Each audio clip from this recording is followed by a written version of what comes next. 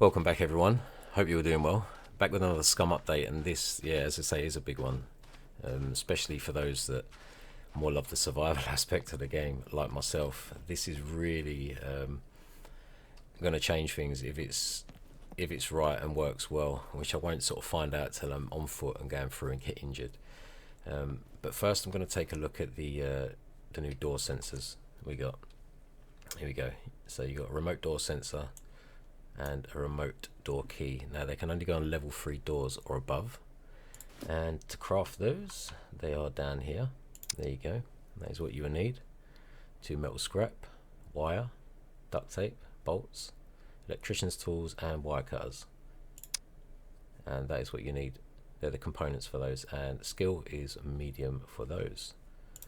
And to pair those, you'll click and highlight each and right click on the remote door key and then pair. You can pair up to 10 keys to one sensor, so all your squad can have them, but do be careful, other players can also use them. So I'll take it if you get killed, they take your stuff, then they've got to find your base, but it's a case of just running around and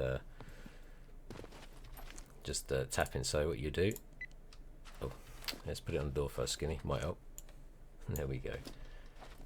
And then just right click, and there we go.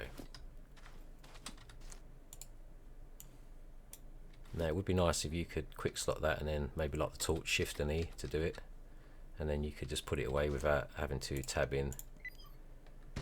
But that is really cool. I would like to see you know, a numbered keypad with a code.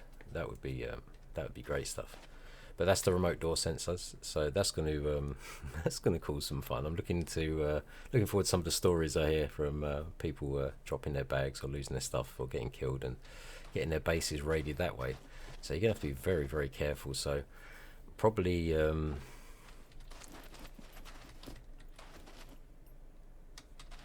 let's see if you can still have. You should still be able to have locks on there. Let's just chuck a couple on that. Yeah, so you can still have locks as well. So they've still got a pick, but as I say, if they find your key, then you're buggered. You've had it. Right, we have a new variation of the DTB11. That's the mule.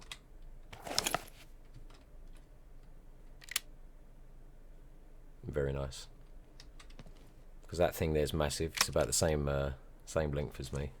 I'm not going to blast that off because I will have a town full of puppets come hurtling my way, and I do not fancy entertaining those right now.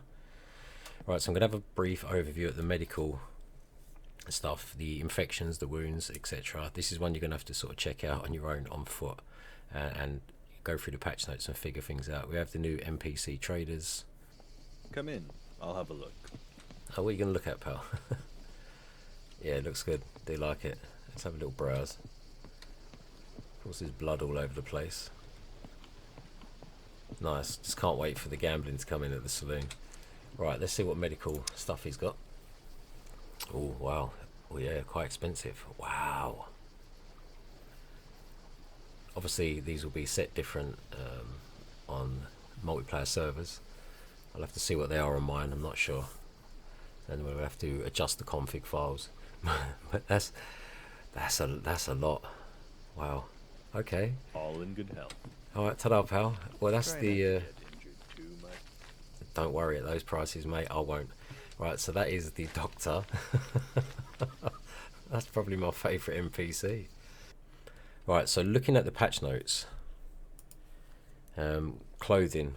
If you got a wound and you got no clothes on, it's not going to get contaminated. Clean clothes will give your wound a 50% chance of getting contaminated, and dirty clothes, rags, obviously 100% chance. So then you'll have to start disinfecting the wounds and things like that. You can use absinthe, isopropyl alcohol to disinfect the wounds, and by the looks of it, you will have to keep reapplying new bandages because the alcohol evaporates, so you'll have to keep an eye on that. So there's contamination bars, so that will let you know the progress of the wound contamination and the level is rising, etc. And then you have all the external pathogens and germs. You know, these comes from dirty clothes, bandages, etc. And you got your immune system. Now that's tied to the constitution, and I'm going to have fun. So for me, it's just 10 times harder, whatever they bring in, but it's more of a challenge, and I'm drooling to get me head into it. These here antiseptic rags are what we can craft when you need your own rags. So let me just drop in, there we go, a rag.